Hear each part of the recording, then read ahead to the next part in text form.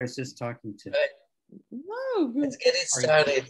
Hello, Magdalena. It's your session. Hello, everybody. It's nice to meet you. Nice to see you again. Yes, it's fantastic. Well, shall we start already? All of us are here now, yes? Roman, you know the best. Go ahead. Okay, good. Well, first of all, it's fantastic to be here. And I realized that this is the 6th anniversary of my first discovery of GA thoughts. So I am very happy that GA is spreading all around and is traveling from one country to another, and it's constant move. So it's really great hope. And since I have noticed this charm, I am really persuaded that the deep thoughts which we meet every day are really something unique, and that we have already this GA style, and it's wonderful when another new subjects are joining this GA style of thinking. So in this session, we will have 2 professors from new places. First, Professor Denis Sobolev from the University of Haifa, a literary scholar and writer. He's the author of 9 books and published numerous poems, also short stories and essays, as well as more than 60 academic articles on literature and culture, which have been published in 10 countries. His novel, Jerusalem, was shortlisted for the Russian Booker Prize, and his novel, Mr. Carmel Legends, 14 Tales of Love and Time, was nominated for the National Bestseller Book Prize. His academic interests include cultural theory, philosophical approaches to literature, phenomenology, metaphor, and allegory, Victorian and modernist poetry, religious literature, and the literature of the Jewish diaspora intercultural. And now we will listen to Professor Sobolev's presentation, which is called Secular Messianism, Critical Theory, Advanced Science, a Radical Redefinition of Language, and the Foundational Victim as Jewishness in the Ugly Swans by the Strugatsky brothers. The screen is yours, Professor Sobolev.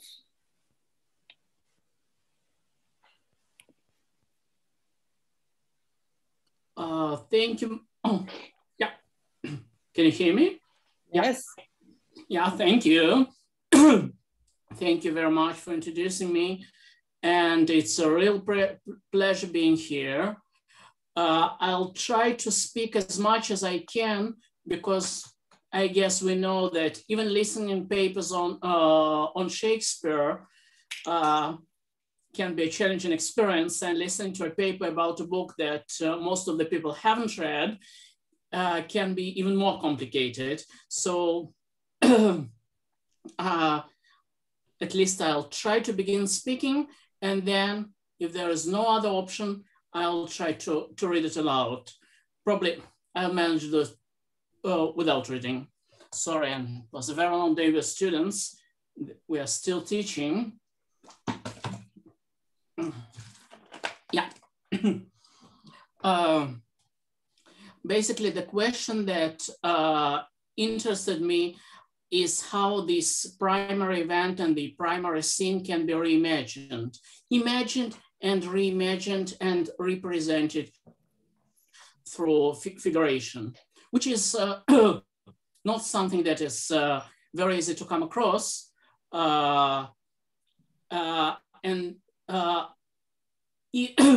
Sorry, except for very specific contexts. And one of them is a messianic context. which basically requires the same abrupt division between the past and the future, something that is groundbreaking, dividing, splitting time. This was my first intuition. I want some kind of messianic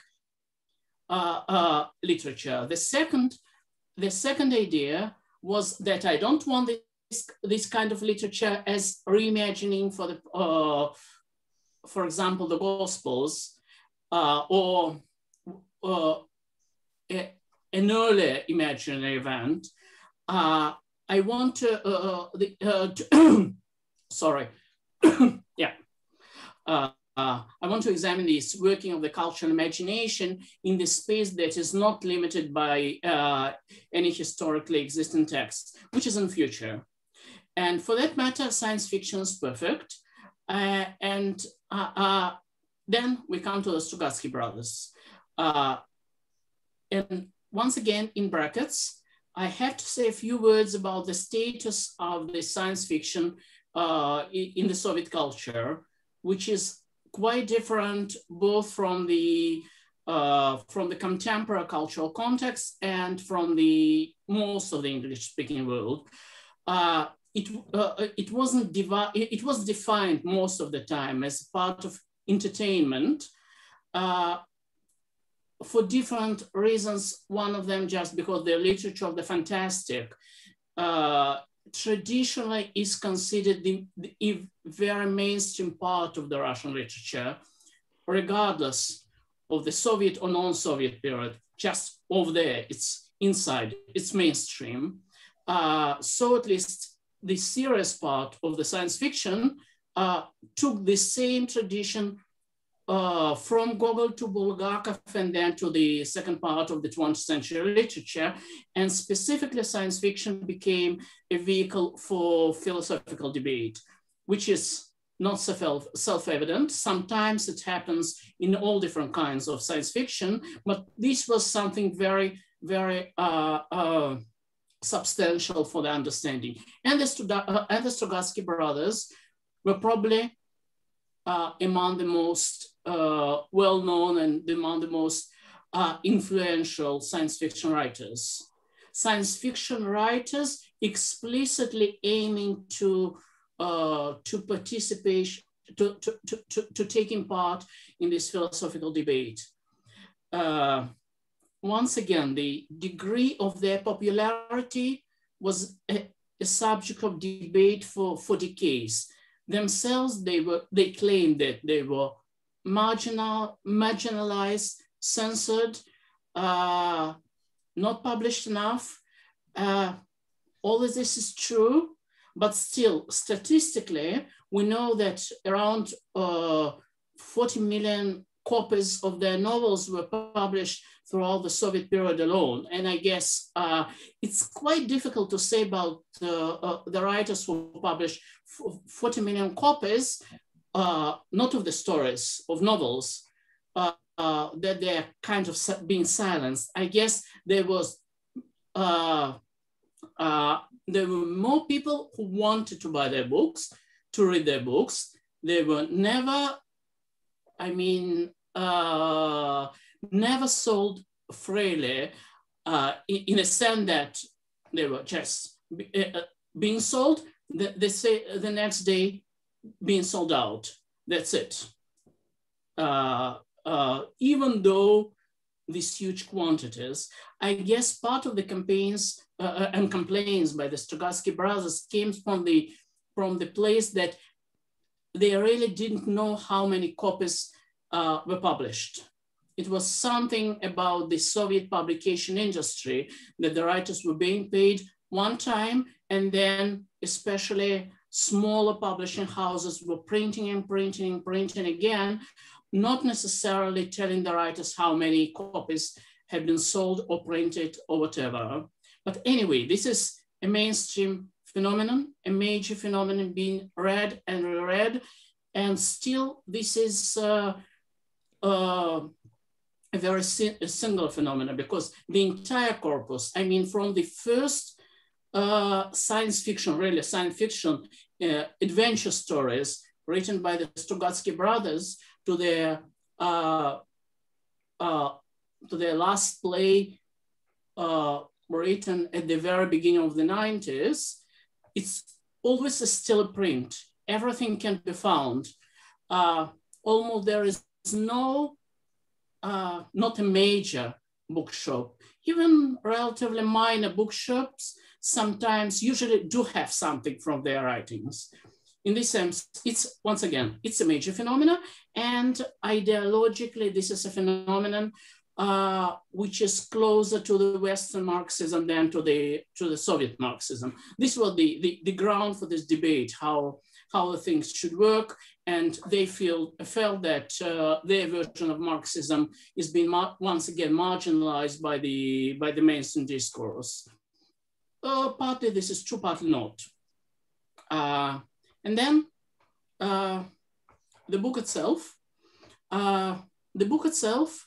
reimagines or aspires to imagine and to reimagine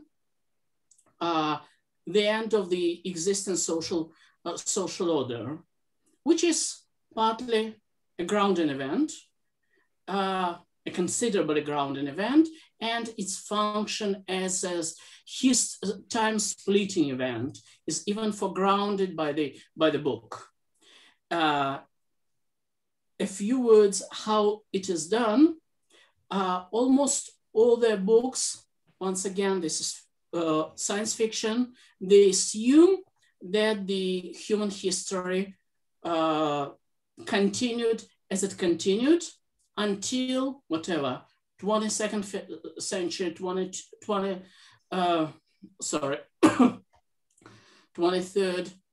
whatever. This book, The Ugly Swans, is an exception because it assumes there is no evolutionary process of the improvement of the society. Basically, this is an average mid-20th century society, partly regulated, partly free market, ruled by a local dictator, but not too cruel dictator, called the president. And this is the society of violence within limits, but still violence, desire, not unmitigated desire, but desire, once again, limited by the desires of the other, by the mimetic nature of the desire. And the desires are not too sublime. It's a dark world. In the world all the time is raining. It's a world which is representing itself as partly egalitarian, but very far from being egalitarian. Hypocrisy, all different lies, corruption, ugly politics. I guess things haven't changed much from that time. And then the main question, once again, it's much more a question in the style of Walter Benjamin than in the style of Soviet Marxism, how all this can end. And the answer of the Strugatsky brothers is complex, ambivalent, and I guess it shows certain dynamics which is rather inevitable in this kind of reimagining of the primary scene in the future. The world, them trying to reestablish in the imagination, to reinvent in the world without desire, where there is this great stop to desire, to the mundane, usual, ordinary desires, and this withhold gesture of violence, and this is once again the complication which I guess is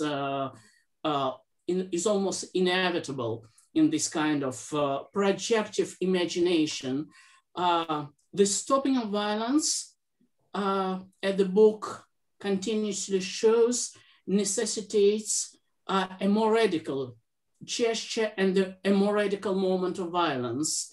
and the repudiation of desire somehow makes necessary an even more radical and more tragic implementation of the radical desire. And I try to explain how it works, once again, within this tragic allegory masked or at least represented as science fiction. The town, as I said, is dark, raining all the time. Both the, sorry, it's, sorry, it's like this all the day. I guess it's only from the air conditioning, but still it's quite unpleasant. And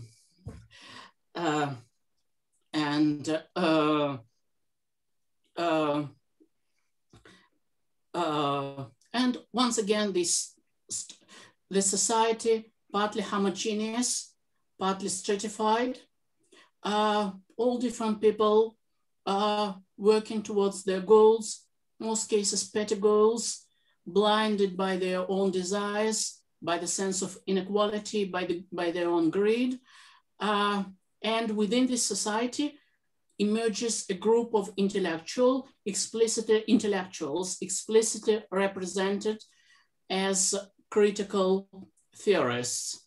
Critical theorists, I guess, a reference within the book was very much explicit to the Frankfurt School. Not only to it, but I guess an echo of the Frankfurt School is very much present in their description. By the society, once again, society in this town, they experience as sick. It is told that these men who repudiated their social roles, their desires, their ordinary goals, that they are sick with the spectacle sickness. Somehow this sickness is supposed to disfigure their faces. Nothing is said about some more substantial effects, but it is said that they're called the wet men. The wet men, those intellectuals working for unknown goals within the town, somehow having very strange relations with the military. The military is both afraid of them and guarding them. And these wet men, supposedly sick with the spectacle disease, are told to be sick when not reading, and even being able to die from not reading. And this is probably the only medical part we know about this sickness, that not reading in the world where nobody reads, for them can be catastrophic and murderous. What they're working for remains partly unclear until the main character of the book, the poet by name Viktor Banev, meets a group of school children. School children, as he finds out, who communicate with this wet man for a very long time, and then the school children present to them this huge, glamorous, amazing vision of the beautiful future without the appropriation and without violence. And then the poet Banev asked them, how are you going to implement them? They said, no destruction, nothing. This will be built just near the existing society as an alternative, not as a part of the destruction. And then the book shows this is very far from actually happens. Yes, it is true that the wet men, by the way, scapegoated by the population of the town, partly they themselves somehow invite this scapegoating, and it is explicitly compared, the white men are compared to the Jews throughout the book. I mean, there are dozens of comparisons, explicit and implicit, and the local population accuses the white men of everything. The cats have disappeared, the white men are guilty. Children are quarreling with their parents, the white men are guilty. Basically reigning in the town, the white men are guilty.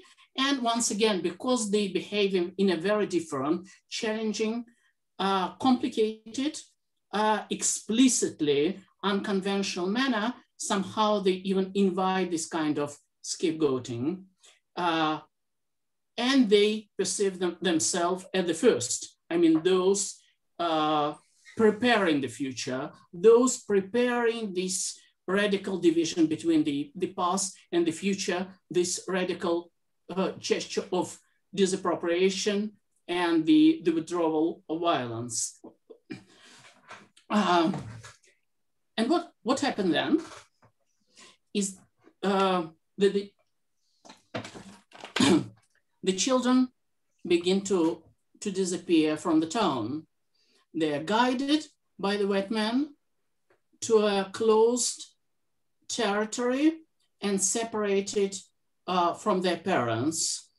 And this is, even though it is presented as a radical gesture of disappropriation, the white men who denounce any appropriation and private property basically appropriate these children through a difficult period and complex mechanism of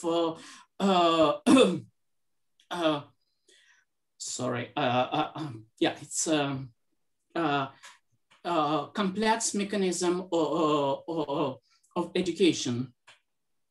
So sorry, I've been talking for quite a few hours by now, so it's I was quite unprepared that it will be that complicated. Sorry. And by the same token, when this happens, the parents, the local population try to attack the place where children are being voluntarily held. I'm trying to stress both parts. The children want to stay there, but they have been separated from their parents for this future world, which is created not by any evolutionary process, but created by a radical break with the present. And then the crowd tries to storm the grounds. This does happen. And then once again, in a very elliptic character, the town is being described as being destroyed, not by physical force, not by military force, just collapsing into itself, and all the inhabitants of the town, all the parents and all those who came to support them, and the military finds itself completely helpless, useless, as opposed this new invisible weapon that is being used. Everybody begin to run away. The town is left, the ground is left, and the children are taken to this brilliant world without desire and without violence. And then it is said that this is not the world for the white man. The white men are dead. They were those who had prepared this radical end of history and another ahistorical world beyond this, but in themselves, they're victims, they're ultimate victims, and this new world is grounded by this critical work, meticulous, slow critical works by this intellectual who must be dead in order to this new world to become possible. But once again, in order to become possible through a very violent act of the human appropriation, the ultimate act of desire towards the next generation, and the ultimate act of violence of breaking, destroying, collapsing, physical collapse of the social order and the existing town. And one sentence more, the role of language within this. The inhabitants of the town are those who are speaking the language uncritically, thinking through language, defending language, questioning no part in the use of the language, while this critical intellectual, who are also being scapegoated, and themselves become the creators of this very problematic future and very problematic task. They are those who question the language, and the destruction of the present and of history is a considerable extent the destruction of the foundational language and the re-emergence and the re-establishing of another language, and teaching the children to be in command of this language of the future, which is sharply divided from any linguistic and discursive practices in the present. I guess it's high time for questions, and I'll be happy to answer them, or just to discuss this kind of stuff. And once again, sorry for So thank you very much for very interesting story about this, what is happening inside of a very sharp model of maybe contemporary societies which are involved in at least some of those processes you have mentioned. And if I may, probably could you say something? You mentioned Frankfurt School. Could you say something? Which thoughts from Frankfurt School you could find in this story as metaphorically or explicitly expressed in this narrative text? Thank you very much for the question. Oh, I'm afraid this could be a topic for another, even not a brief presentation, for a double session or whatever. It's a very long list. I guess there is something very general in the tone of the, by the way, I haven't said that this book is from 66, 67. It's not a contemporary book. It's okay, 67, yeah, it's mid-Soviet period. And and the Frankfurt School, I guess there is there's so many points of similarity between the Strugatsky brothers and the Frankfurt School. Once again, I can count precisely. one by one, but it's okay. But you feel intuitionally that it is happening, really.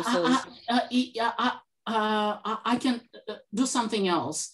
I would say that there is almost no important intuition or thought or idea of the Frankfurt School whose counterpart cannot be found in the Strugatsky brothers to that extent. Okay. And what would you say, if I may continue, what would you say about the position of the idea of violence, which is in this text? About the position of violence, to my mind, it echoes even more than it echoes the Frankfurt approach to violence. To my mind, it echoes even more Walter Benjamin and his critique of violence. And in this sense, whatever is described in the society is permeated with violence. Every practice, the sexual practices, the pseudo-democratic practices, the public practices, everything is grounded by violence. Invisible violence, still invisible violence contained within the structure of, in quotes certainly, traditional mid-20th century society, not totalitarian, rather authoritarian, fuzzy authoritarian type of the society. But Strugatsky, they go quite a long way in order to show that there is almost no practice or human relation in this society that is not violent, either in an explicit or in an implicit way. In this sense, the radical gesture of violence may seem as to be just justified in the Benjamin sense, because anyway, everything is violent. Then in order to end violence, there is a greater gesture, a moment of violence, and this is violence that says no, but this is a very, very radical and tragically represented violence. The Strugatsky brothers are very far from praising it. They're trying to show the complication of this moment of stopping violence, which is so pervasive, so ubiquitous through violence, through greater violence, even though it is a momentary violence. And especially when you take into consideration the process of constructing new ideas and new ideal state. So maybe this relation between violence and this process of creation those idealisms which are later produced in the end. So it is unsolvable. I mean that it is always related to each other, and you can't do anything like that without some forms of violence. Would you agree with that? I guess so. It seems to me that in the earlier books, the Strugatsky brothers were much more optimistic, imagining, once again, more or less in the line with the Soviet fantasies about this smooth transition to a better society. That's what and then in mid-60s, the Strugatsky were very acutely aware of this unresolvable grounding conflict of violence that can be solved only by violence, and this greater violence becomes horrible, horrifying, tragic. And I agree with you. It seems to me this is one of the main questions that is represented by the Strugatsky brothers as grounding for understanding for this primary sin in the future. Violence as a conflict that cannot be resolved. Yes, okay. Thank you very much. Maybe do we have some more questions? Ian? I see Ian has a question. Yeah, yes, thank you. Please, yes, please. Actually, I did read Ugly Swans. I read it in preparation for your talk. And there's lots of wonderful stuff in there, and I could ask you about any number of things, and your paper was very, very interesting. But why don't I just focus on one little aspect, or maybe it's a bigger aspect. I can't remember many children in any works of literature that I've read that are scarier or less sympathetic than those children in Ugly Swans. So, and I was wondering, you know, when you think about the 60s date of publication and so forth, whether you could talk at all about whether there's some sort of intergenerational theme going on here too. Of course, in the 60s, on the other side of the world, you know, you've got a considerable intergenerational thing, a conflict, whatever, in the 1960s in North America and so forth. But as I say, those children struck me as uniquely unpleasant and unsympathetic. Obviously, they're pawns in the operation as well. But is there something going on there that you might be able to expand upon at all? Yeah, I can try. It seems to me that even the representation of these children is very ambivalent. They're extremely, exceptionally talented.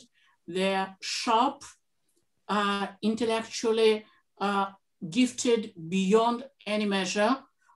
Any question that Banev defines as a question for children, they dismiss.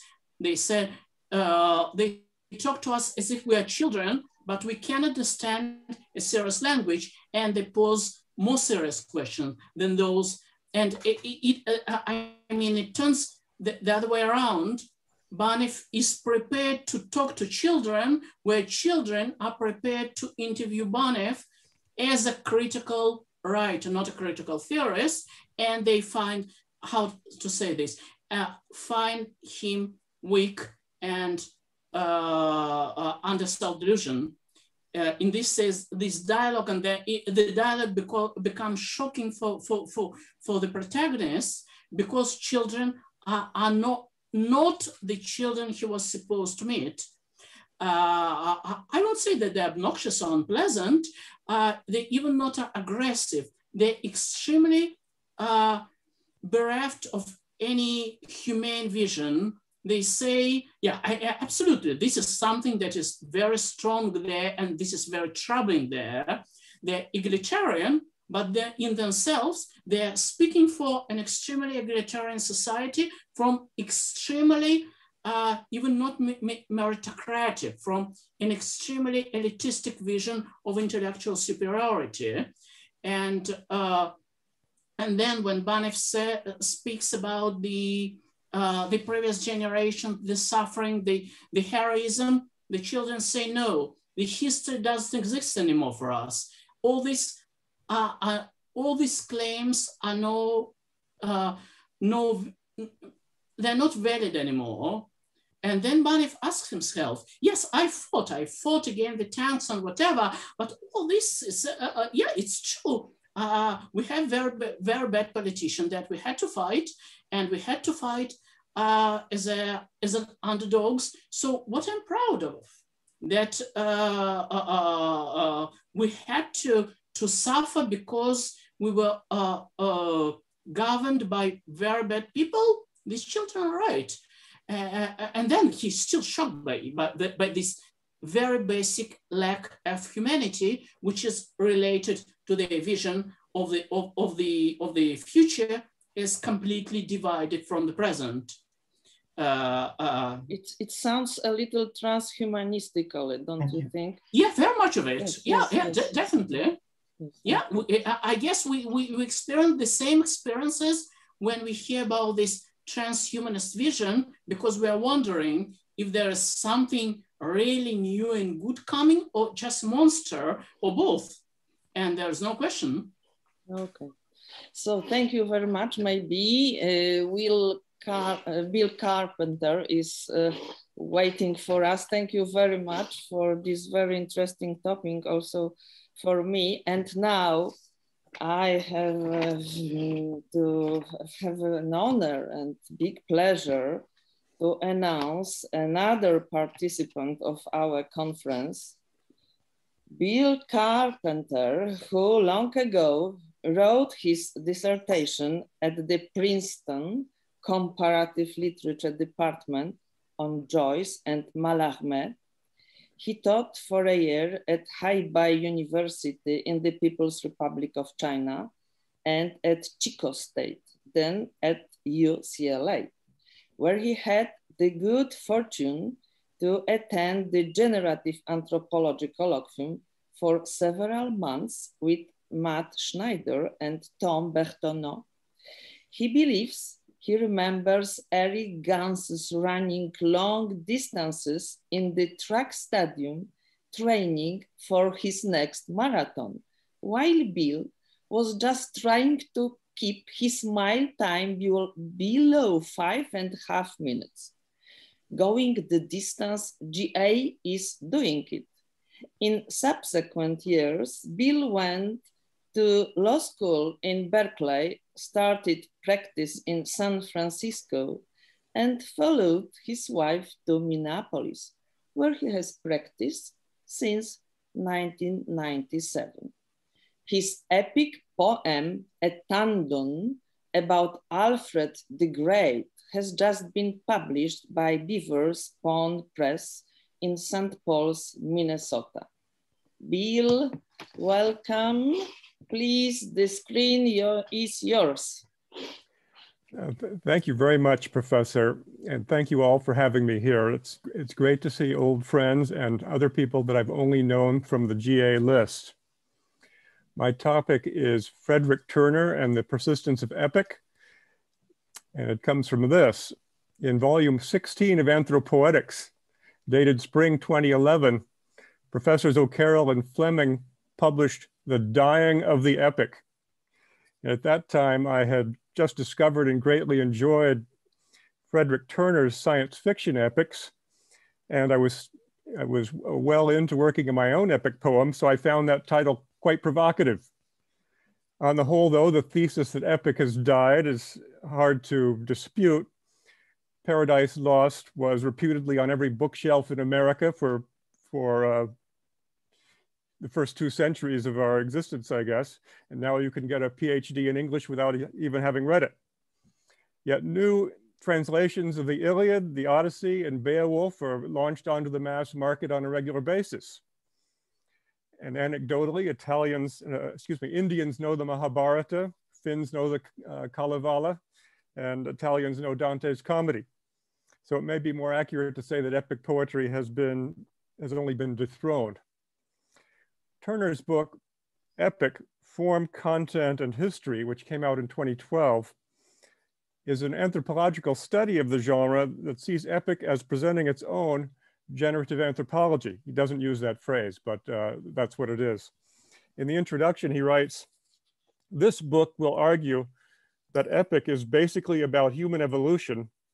That is, epic is the traditional way we have explained to ourselves as a species our emergence from nature and the stresses within our own nature that result from our emergence and our look back at it."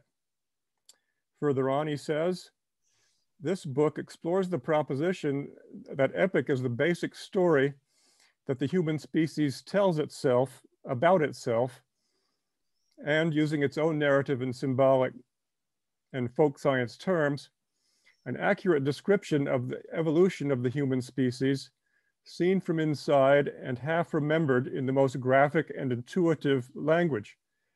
It is a record of the emergence of language itself and a way to understand the formation of new words and the process of definition and referentiality." Now, these are promising statements to the student of GA, describing epic as a telling of the story of the human and of language emerging together. At the end of the book come still more striking convergences with Professor Gantz's GA. Turner says that epic is an etiology of freedom, and more than this, perhaps, a recipe for freedom going forward. Further, he says, the storyteller must show how the various degrees of freedom, from simple temporal difference between what was before and what comes after, through involuntary animal intention to human conscious decision, emerged in the course of creation. This amounts to an implied, still quoting, "This amounts to an implied or explicit history of the universe, the coherence and necessity of that history, its evolutionary intelligibility, the demonstrable failure of other ways to our condition are the strength of the case the storyteller must make." So in Turner's view, epic going forward must present a generative anthropology that stretches from the human origin into the future. Epic, therefore, persists as generative anthropology. Moreover, it persists not as a condemnation of human culture as irrevocably sacrificial, but an exposition of new increments of freedom that culture makes possible. O'Carroll and Fleming explain that the dying of the epic thus: in a world where the sacred loses its terrifying force, the epic has no initiating role whatsoever, except as a memento of the price of acquisition of our security. According to Turner, epic potentially has the same role as GA, recapturing our origin, articulating our present, and seeking openings for future development. Turner's first epic, The New World, was published in 1985. I won't have time to discuss Genesis, published in 1988, or Apocalypse, published in 2016. The New World, and here we'll continue Professor Sobolev's story time. The New World is set in the former United States in the 24th century. To the extent it depicts an origin of the human, it does so in the backstory, not in a version of proto-human breakthrough, but through the emergence of a new civilization from the mimetic crisis in which ours has dissolved. In the 24th century, federal and state entities have disappeared in the 21st century pogroms against the middle class, which followed the extension of full legal equality to labor, the family, the schools, and the prisons. There is now a loose federation of free counties, also referred to as high counties, which have a mutual affinity as religious, cultured, eugenic, and aristocratic republics. The free counties worship the trinity of Pan, Yaman, and Speramen, roughly translatable as natural proliferation, sacred interdiction, and spiritual play. In their cathedral, in the cathedrals of the free counties, a human figure hangs over a pit where the naves of the three gods meet. In the free counties, science, religion, and culture are integrated. And unlike our situation now, of course, and county society is divided into Hindu castes. Now, standing against the free counties are the puritanical black counties or mad counties, where Yaman or interdiction rules. These federate for the purpose of conquering and converting the free counties and the shadowy burbs and riots. The contrast between the Trinitarian high counties and the fanatical black counties reflects a Girardian critique, I think, of Protestantism as a subverter of vertical mediation, resulting in permanent crisis, which is resolved in Turner's world by the wars of conquest that the black counties conduct against the other kinds of counties. Violence in the sacred, I may add, appears in the bibliography of Turner's study of epic. The riots are ruined former cities, which are materially supported by their captive tributary burbs. The rioters are in the cultural basement, drug addicted and expressly prey to horizontal mediation, its denizens wanting only what others want. The counties were founded by refugees from the burbs and the riots at the time of the middle class pogroms. The world building aspect of the New World depicts an origin of culture in terms of the organization of desire. This involves 3 degrees of freedom, progressing from the unfreedom of the riots and burbs to the mad counties, which export the resentment generated by interdiction in expansionist holy wars, to the structured, ritual, and rule-bound civilization of the free counties. The story takes place mainly in the free county of Mohican in Ohio. If there are any Ohioans here, you have great things to look forward to. It works out the challenge of maintaining free county culture in the face of mimetic desire at the personal and national levels. The hero is James George Quincy of the Kshatriya warrior caste.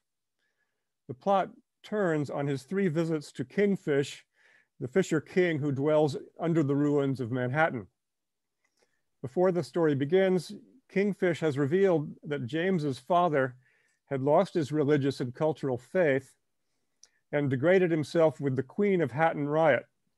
He did not defer appropriation and died as a result, killed by the Queen's monstrous son, who wanted the Queen incestuously for himself. Like Beowulf, James defeats the Queen's son barehanded. When the story begins, James is returning to Mohican with his widowed mother, choosing to submit to the high county and cultural order instead of the chaotic horizontal mediation of the riots. In Mohican, James falls in love with Ruth MacLeod, the beautiful daughter of a leading family. She is a prodigy whose self-education provides Turner with a vehicle for describing the dissolution of the US. In a different love triangle, Ruth is already betrothed to a distinguished military officer. They've been granted permission to marry by the eugenic county authorities, and their families have set heroic tests for Antony, the betrothed. Unlike his father, James defers appropriation and obtains permission to take the tests should Antony fail, which he does. He cannot stay awake for 72 hours to count the bees that are dying in a sickly hive. That was one of the tests set by the families. James works for 81 hours straight and produces a study of bee behavior and then marries Ruth. Unfortunately, Ruth's sexuality turns out to have been blighted by her attempted rape at the hand of her half-brother Simon, which occurred before her betrothal, another evil triangle. We learn that Simon is the fruit of adultery, James's father with Ruth's mother, and he has been raised in the Black Countian resentment, both towards his Mohican stepfather and towards high Countian polytheistic culture. In the war between the free counties and mad counties, Simon captures James and falsely claims to be his half-brother as the result of Shaker's claimed rape of James's mother. James escapes back to Hatton Riot to ask Kingfish about his parentage. This is his second visit. Kingfish sets him straight on who his father is, but James then questions whether the struggle is worthwhile in circumstances like these. He asks Kingfish, if the world is a game, how can I act with all the pitch and momentum of action if life is merely illusion? The old man suddenly raises his stick and strikes James sharply over the head. What did you do that for? James asks angrily. That hurt, don't it? Says the old man. James nods. Well, that was a game. Who gonna tell you a game ain't anything less than life? Love the game, boy. The flesh be the life. The flesh be the life of the spirit, and the spirit be all a game. But the game be all that there be, boy, and that be better than nothing. Like Arjuna in the Mahabharata, James does not want to make war against his kinsman. Like Krishna, Kingfish persuades him to embrace the game and fight. Moreover, he advises James that he will show respect for the mad Countians by responding to them according to their own aggressive rules. James's first degree of freedom lay in submitting to high Countian rules by choice. The second degree lies in recognizing his freedom to turn Black Countian offensive warfare against itself in a gesture of reciprocity. He defeats Simon in a daring campaign. After several years, Simon returns from exile as the cynical messiah of the Black Counties, whose numbers are swollen by newly converted rioters. They overrun the free counties, and Simon contrives to capture James and Ruth's son, Daniel. He will only return Daniel in exchange for James. I guess I could briefly say that Daniel was born when Ruth, being attracted to her old fiance Antony, with high Countian culture and renunciation, returns to her actual husband and pretends to be healed of her sexual rigidity, and then gives birth to the child. So the high Countian ethos of renunciation and transference of circulation of desire through this ritual, rule-bound culture is rewarded in the birth of this son. So after several years, Simon contrives to capture James and Ruth's son Daniel. Simon will only return Daniel in exchange for James. James consults with Kingfish for the third time, asking him to get him back his son. Kingfish declines, but advises James that he has earned the right to sacrifice his Kshatriya honor. This is the third degree of freedom. Unlike Arjuna, James now learns he may discard his honor on the condition that he knowingly accept the consequences. He agrees to surrender himself to Simon in exchange for Daniel's return. then treacherously kills Simon in an epic hall burning. James is wounded in the process, his spine severed. At Simon's death, the Black County invaders into Mohican commit mass suicide following their mediator, Simon, into death. The free counties, though freed of their invaders, are burdened as if cursed by the mass death. Perhaps this is a contamination of their culture by the Black County and culture of human sacrifice through exporting mimetic hostility through external warfare. The High Countians learn from the Mohicans learn from a medium that Speramen, their god of the spirit, is sick. Pan, their god of natural proliferation, is angry, but an acceptable sacrifice to Yaman, the god of interdiction, will satisfy them. The Mohicans prepare for the sacrifice. While James lies in the hospital, paralyzed from the waist down, he dreams that Ruth is about to sacrifice their son, Daniel. Of course, this refers to the Almighty's demand for Isaac's sacrifice.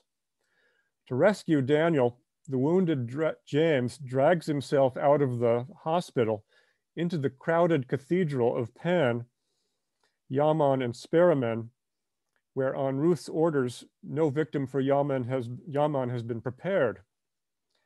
The human figure that hung at the intersection of the three naves is gone, smashed by the invaders. James pulls himself upright on a pillar at the juncture of the naves of naves of Pan and Speramen, and ties himself to a pillar with an ornamental belt. He makes a speech which includes these words: "And I know the defilement and the cloud has fallen upon you, and I know that you lack an acceptable and proper sacrifice. And so I give you this body, broken as it is, and smudged with dishonor, to carry all of your guilt down with it into the ground, where, my good friends, like the foulness of animals spread on the fields and turned under the soil, it may nourish all the lovely gardens of our dear land."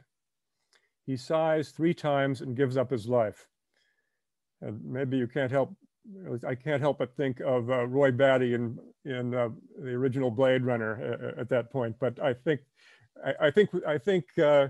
he's giving us more than Blade Runner, I hope, but great as Blade Runner is. The sky darkens and a crack runs up the pillar, perhaps reminiscent of the veil of the temple tearing in the crucifixion, and of Samson bringing down the palace of the Philistines. The poem states, "And from that moment, the curse of the free counties is removed. And though memory and careful historians wisely and soberly still recall for the future the terrible days of the past, yet the evil remains with the dead and does not any longer stick to the living." The image of the human hero voluntarily surrendering his life is a variation from the Dantean vision of the human face within the beatific vision. It is also a revision of the pyres of Hector and Beowulf, which herald national catastrophe, not healing. Now, from a Girardian perspective, though my understanding may be simplistic, this miraculous healing by sacrifice is a mythical concealment of the scapegoat mechanism. In terms of Turner's generative anthropology, however, this patriotic self-sacrifice is a next degree of freedom. James has accepted the consequences of his prior acts of freedom, including his dishonor, mutilation, and death. He now offers his person and his death, together with its interpretation, as a sacrifice for the healing of his people. The careful historians referred to wisely and soberly adopt his interpretation and incorporate it into free Countian culture. Let me quote Chronicle 348, "The 4 freedoms. Discursive freedom permits the individual not simply to intend a representation of the world as it is or as he thinks it should be, but to offer himself to the world as a sacred central object as an aesthetic totality, a sacred central object. James, in The New World, offers himself as a sacred central object contrary to free county and religious practice, in place of the smashed clay figure, and the offer is accepted. In Turner's book, he speaks of epic freedom as the hero's consciousness of fate, but in this earlier poem, he adds to consciousness of fate the hero's ability, meaning the freedom both to choose his fate and to make it meaningful in a beneficent alteration of the cultural rules. The New World thus depicts the refounding of American civilization in the free counties out of the ruins of egalitarian America. It is a GA epic, analytically dramatizing the evolution of culture as the organization of mimetic desire and the opening of freedom within cultural constraints. Thank you.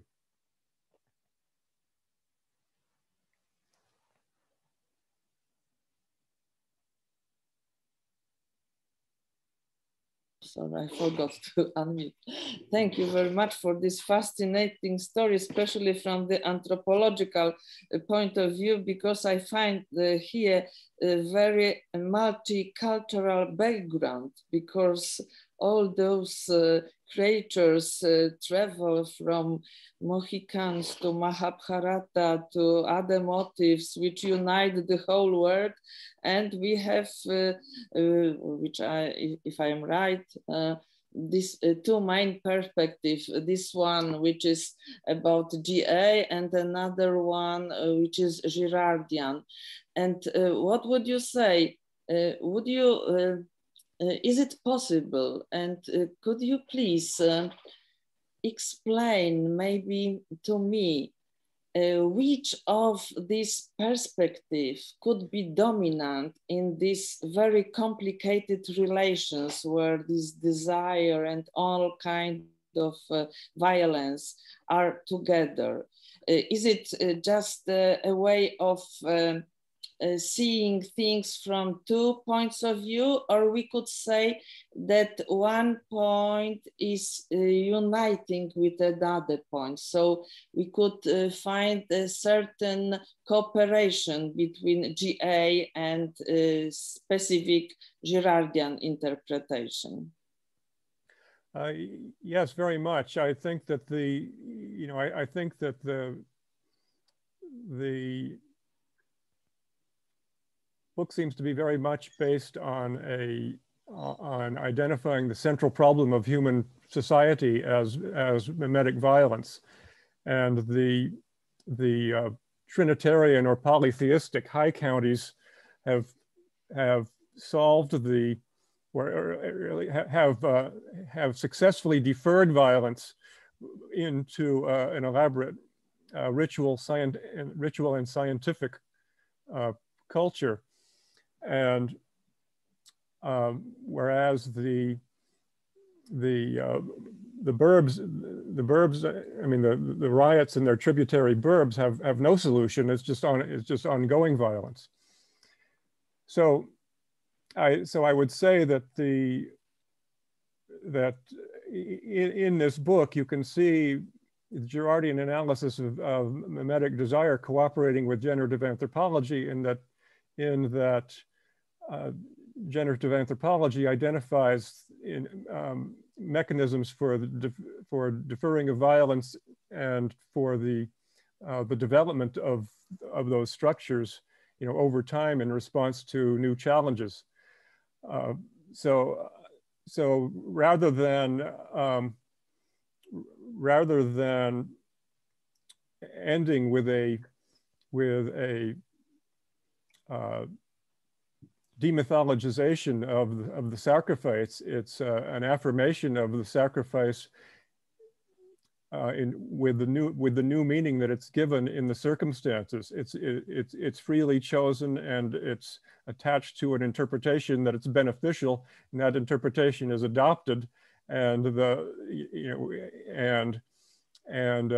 by sharing in it, people are going to move forward, continuing to develop their system of ritual and of religion and science to meet whatever new challenges arise in the future.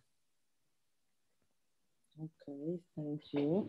And if I could continue, I have also found there one sentence which looked very interesting for me. You said, "The flesh be the life of a spirit."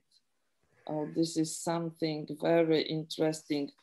Could you comment this one, please, if it is possible? Yes, well, this is a word from Kingfish lecturing James, and I would say that the High Countian culture exemplifies the reunification of science and religion, and it's both spiritual and materialistic. I mean, the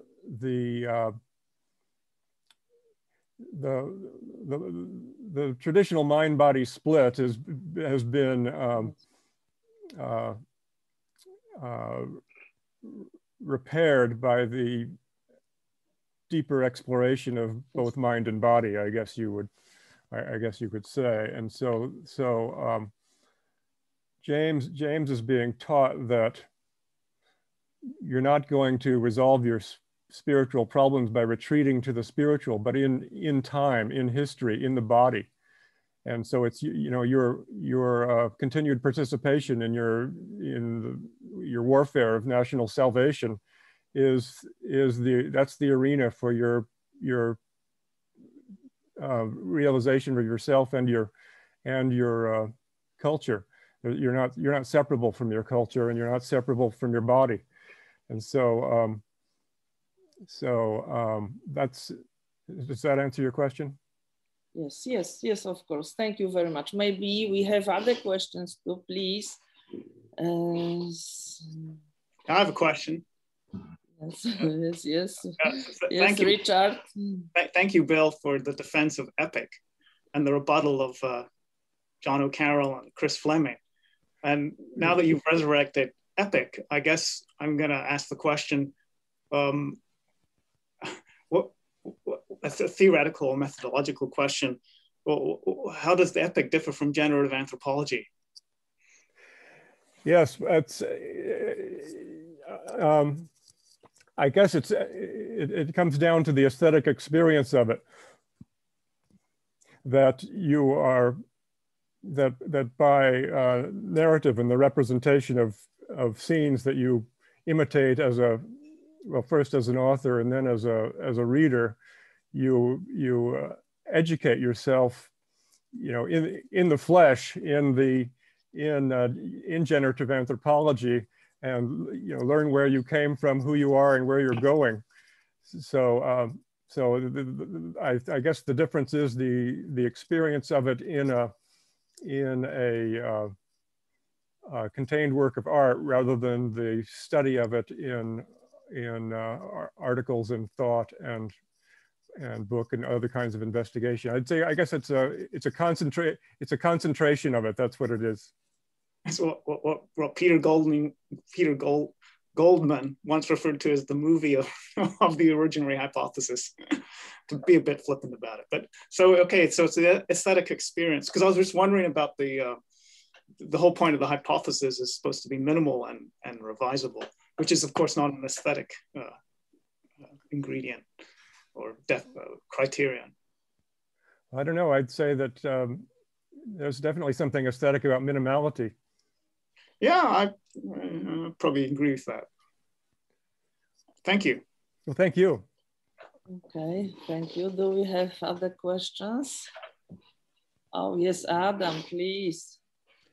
Yeah, I got a sense from your description of the poem that there's an more or less explicit kind of political philosophy embedded in the poem. In other words, since it's one community that turns out to be, the good community in the sense of being able to endure, and there's one community that in a sense seems to just be kind of suicidal ultimately.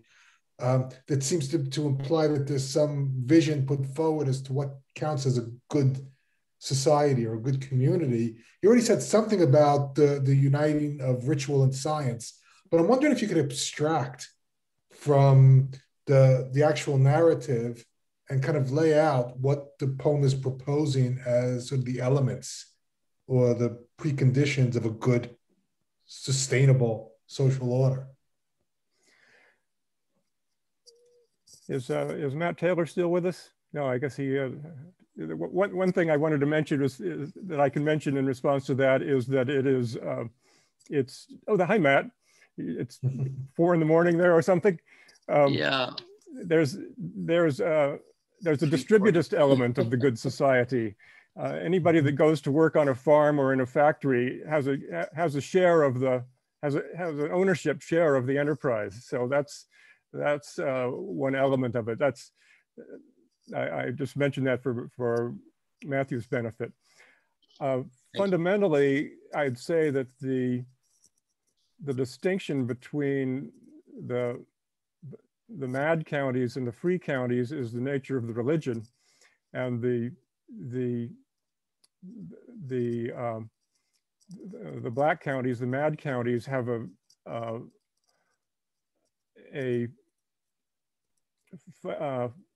fanatical religion that is almost entirely interdiction, and it's attractive to people, but the free counties contain interdiction with affirmation of the other parts of the Trinity, and so the mad counties grew out of extreme Protestantism and any kind of really fanatical religiosity that excludes all experience except the focus on the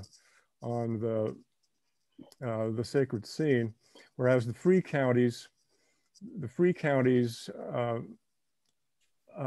affirm life and productivity and marriage and reproduction within a cultural framework that is sustainable.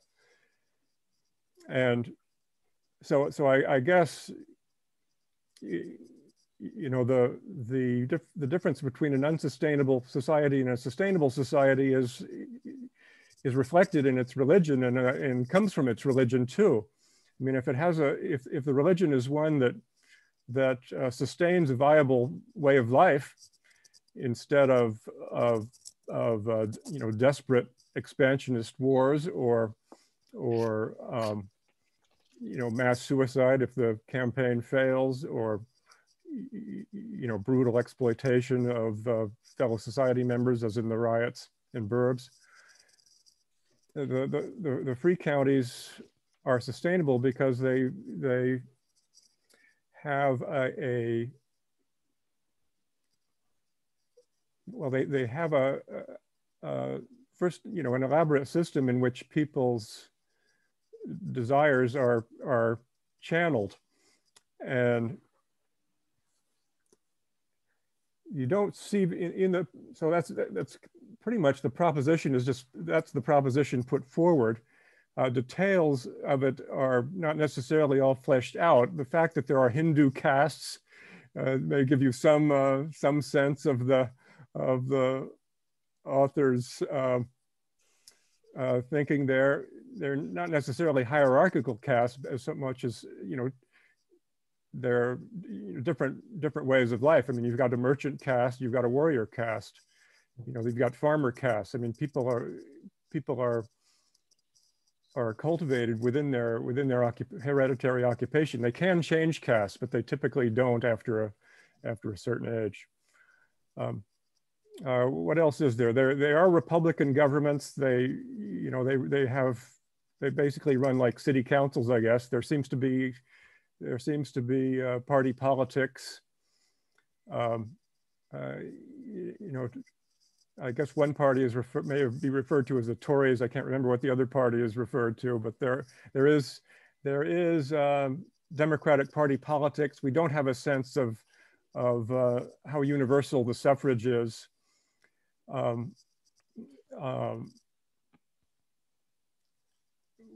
They're not male supremacists or racially supremacists. Ruth eventually becomes the prime minister or the president or whatever the chief magistrate is. There's some within the framework of eugenics, there's nothing wrong with race mixing, but it's got to be eugenic race mixing and not dysgenic race mixing. So that's, I guess, a very sensitive topic that your question elicits. Let's see, what else can we say about it? We don't know about the political organization of the Mad County, much about the Mad Counties. They seem to have sort of city council type governments. There seem to be queens in the riots, sort of queen bee type figures.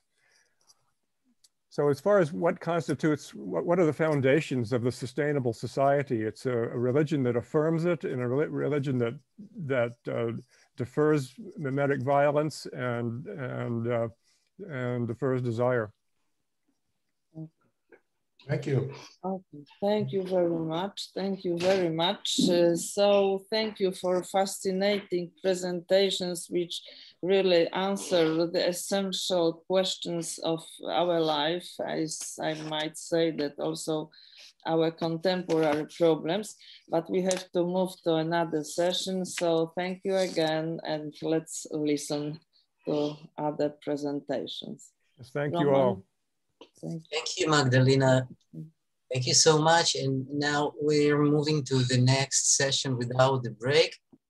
And Professor Sobolev, Denise, it's yours moderating. So just start it.